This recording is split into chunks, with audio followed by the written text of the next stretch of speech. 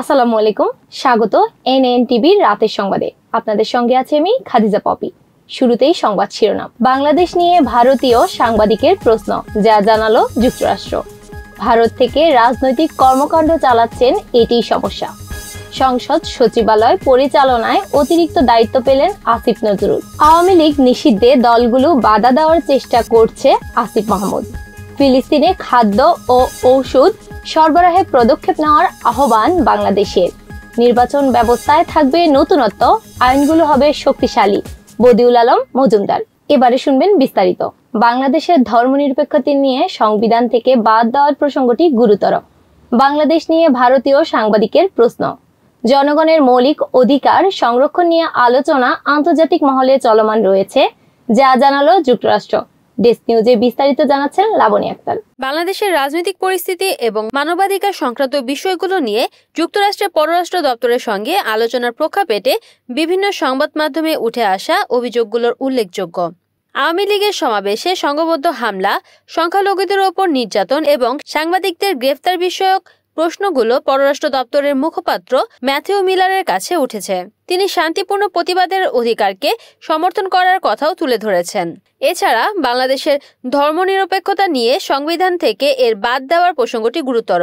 ভারতীয় সাংবাদিকদের প্রশ্নের প্রেক্ষিতে মিলার বিষয়টি আমলে নিচ্ছেন এবং এ সম্পর্কে পরে প্রতিক্রিয়া জানাতে সম্মতি জানিয়েছেন। এ ধরনের প্রশ্ন ও তার উত্তরগুলো বাংলাদেশের রাজনৈতিক পরিস্থিতি এবং আন্তর্জাতিক সম্পর্কের দিক থেকে গুরুত্বপূর্ণ। বাংলাদেশে মানবাধিকার, ধর্মনিরপেক্ষতা, রাজনৈতিক সহিংসতা এবং জনগণের মৌলিক অধিকার সংরক্ষণ নিয়ে আলোচনা আন্তর্জাতিক মহলে চলমান রয়েছে। বাংলাদেশের সরকারের অবস্থান এবং এর প্রভাবে দেশের রাজনৈতিক পরিবেশ কেমন হতে চলেছে সেটির দিকে বিশ্ব সম্প্রদায়ের নজর রয়েছে। সাবেক প্রধানমন্ত্রী শেখ হাসিনার ভারতে বসে রাজনৈতিক কর্মকাণ্ড পরিচালনার বিষয়টি উল্লেখ করেছেন, যা সরকারের জন্য উদ্বেগের কারণ বলে মনে হচ্ছে। সরকারের বিভিন্ন দিক তুলে ধরেন প্রধান উপদেষ্টা ডক্টর মোহাম্মদ ইউনূসের সম্প্রতি ঘোষিত মন্তব্যগুলো। ডেস্ক নিউজে বিস্তারিত জানাচ্ছেন লাবনী আক্তার। প্রধান উপদেষ্টা ডক্টর মোহাম্মদ ইউনূসের সম্প্রতি ঘোষিত মন্তব্যগুলোর মাধ্যমে বাংলাদেশের বর্তমান রাজনৈতিক পরিস্থিতি এবং সরকারের বিভিন্ন দিক তুলে ধরা হয়েছে। তিনি সাবেক প্রধানমন্ত্রী শেখ হাসিনার ভারতে বসে রাজনৈতিক কর্মকাণ্ড পরিচালনার বিষয়টি উল্লেখ করেছেন, যা সরকারের জন্য উদ্বেগের কারণ বলে মনে হচ্ছে। শেখ হাসিনার বিক্ষোভে জনগণকে উৎসাহিত করা এবং রাজনৈতিক বক্তব্য প্রচার করা নিয়ে তিনি উদ্বেগ প্রকাশ করেছেন। ডক্টর ইউনূস ভারত বাংলাদেশ সম্পর্ক নিয়ে কথা বলেছেন এবং ভারত সরকারকে উৎসাহিত করার গুরুত্বও জোর দিয়েছেন। বাংলাদেশের জনগণের নিরাপত্তা ও মৌলবাদ মোকাবেলার ক্ষেত্রে সরকারের অর্জন এবং সাম্প্রতিক সময়ে সংবাদ মাধ্যমের প্রকাশিত খবরগুলোকে প্রোপাগান্ডা হিসেবে উল্লেখ করেছেন।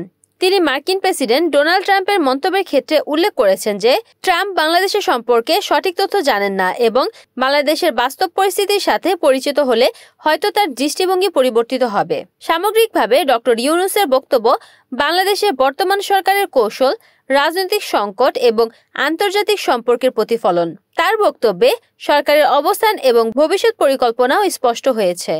অন্তর্বর্তী সরকারের আইন ও বিচার ও সংসদ বিষয়ক উপদেষ্টা ডক্টর আসিফ নজরুলকে সংসদ সচিবালয়ের পরিচালনার জন্য স্পিকারের প্রশাসনিক, আর্থিক এবং অন্যান্য দায়িত্ব ও ক্ষমতা দেওয়া হয়েছে। ডেস্ক নিউজে বিস্তারিত জানাচ্ছেন লাবনী আক্তার।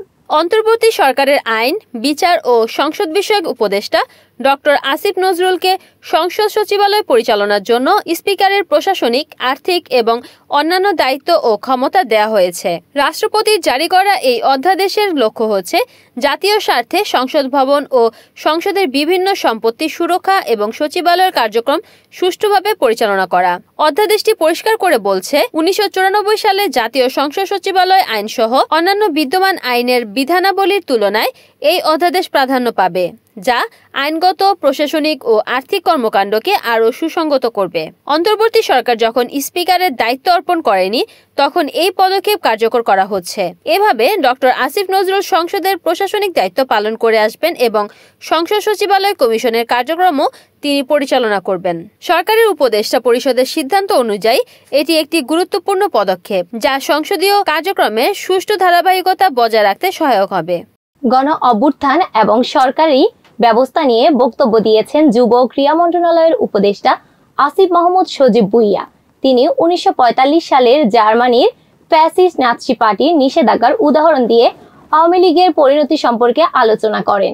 ডেস্ক নিউজে বিস্তারিত জানাচ্ছেন লাবণী আক্তার। যুব ও ক্রীড়া মন্ত্রণালয়ের উপদেষ্টা আসিফ মাহমুদ সজীব ভুঁইয়া গণ অভ্যুত্থান এবং সরকারি ব্যবস্থা নিয়ে বক্তব্য দিয়েছেন।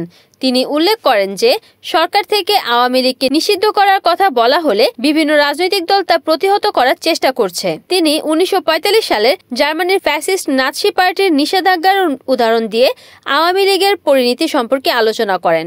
আসিফ মাহমুদ বলেন, গণ অভ্যুত্থান আংশিক সফল হয়েছে, তবে শেখ হাসিনার পতন ও ফ্যাসিবাদী ব্যবস্থার বিলোপের লক্ষ্যে আরও কাজ করতে হবে। তিনি আহতদের চিকিৎসা ও পুনর্বাসন নিয়ে সরকারের উদ্যোগের কথাও তুলে ধরেন এবং জানান যে আহতদের উন্নত চিকিৎসার জন্য বিদেশে পাঠানোর প্রক্রিয়া চলছে, যদিও পাসপোর্ট ও বয়সজনিত কিছু জটিলতা রয়েছে।